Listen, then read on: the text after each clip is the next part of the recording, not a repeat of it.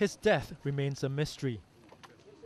Lambang Babar Purnomo was one of the key archaeological experts who helped police discover the extent of the thefts from the museum. He was found dead just outside Yogyakarta, 2 hours drive from Solo, near his motorcycle. He'd been called on to help the police almost half a dozen times and had become one of Ambar's closest friends. As his family mourned, it was initially thought he might be the victim of a hit-and-run incident. But local newspapers quoted police as saying his injuries were unusual for a traffic accident. His family say he had received several death threats over his involvement in the case. That's a claim backed up by Ambar herself. Saya diteror, tapi he said he had been receiving threats, but he said he wouldn't pay any attention to them because the truth is the truth. He said he wouldn't lie. I asked him what kind of threats, and he just said, whatever the risk, I'm ready to face it. He told me you better be careful as well.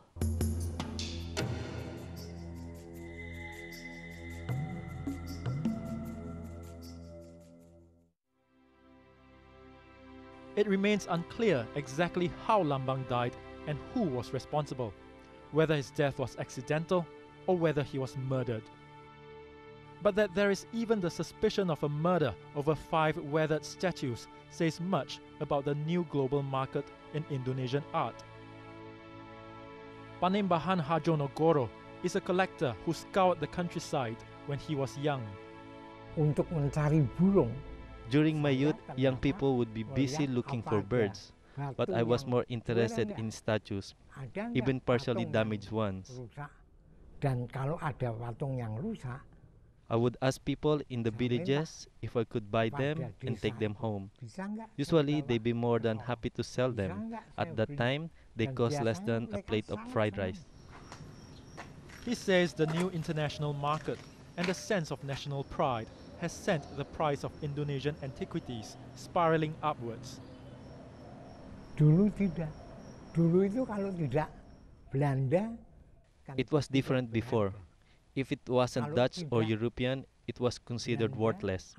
But since independence, things have changed. Tidak ada nilainya. Now they know how to value artworks, statues, ceramics. Everything has become expensive.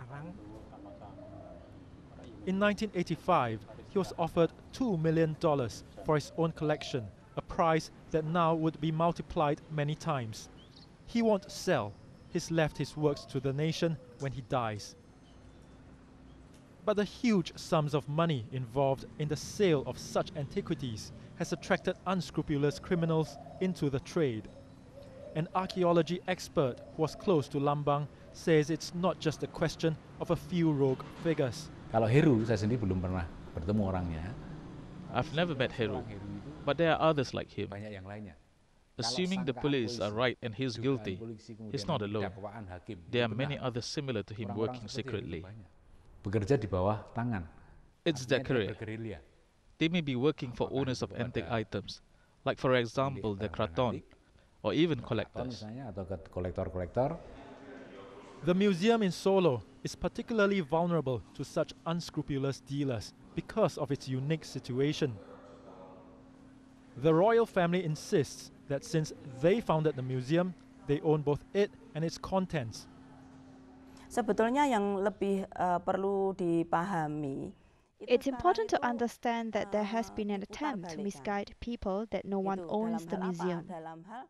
In the media, some people stated that the royal family claimed the museum, but it really is owned by the royal family, which was the state after all.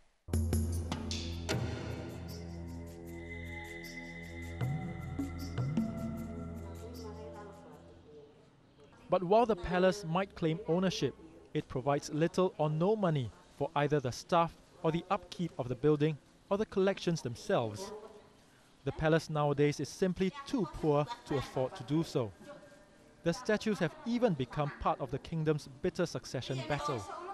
That's been running since 2004, when the old king died without naming who among his 35 children would succeed him.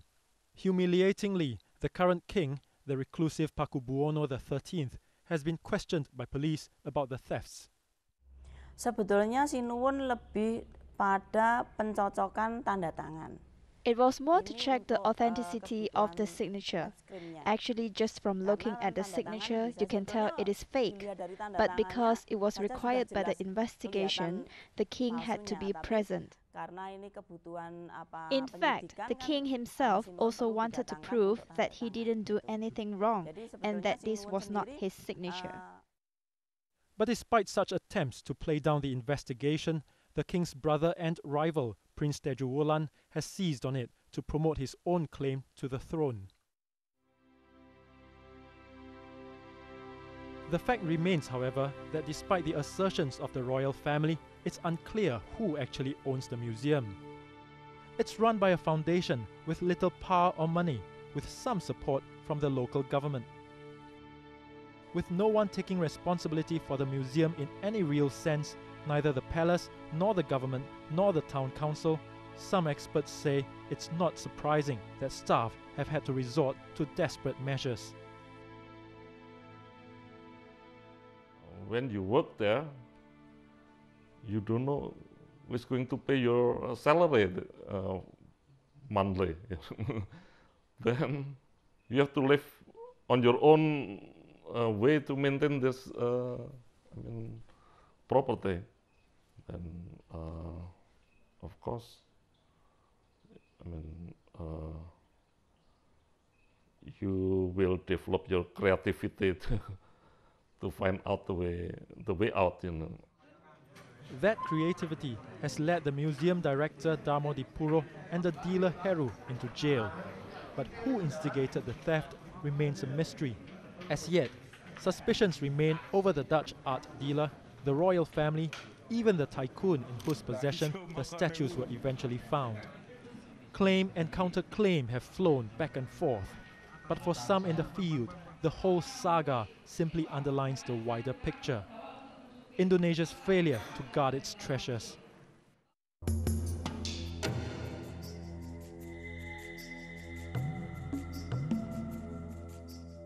Baik, secara umum, sungguhnya manajemen museum di Indonesia ini memang sangat lemah ya. Generally, museums in Indonesia are run very badly. Manajemen koleksinya, whether it's the management of the employees or the management of the collections, neither are very impressive. The government has several times tried to introduce the concept of a modern museum, but it has never worked.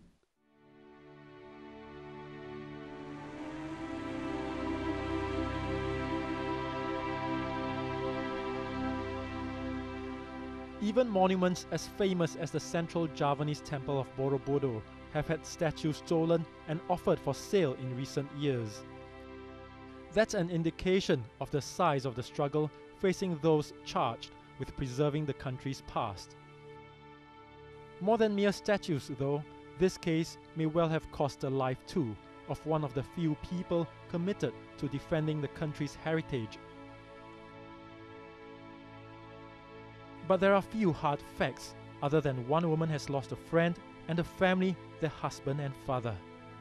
Indonesia itu sangat Indonesia should mourn his loss because he was a great figure. He was fighting for the truth and the price he had to pay was very high. Itu yang cukup membuat saya terpukul. This really affected me because it made me realize that upholding the truth cost someone his life.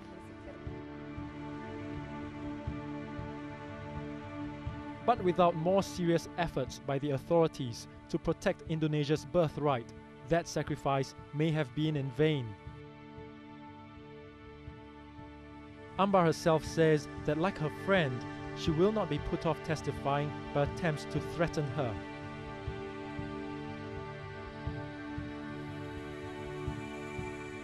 And despite her conviction that Lambang was killed, she thinks it's what he would want her to do.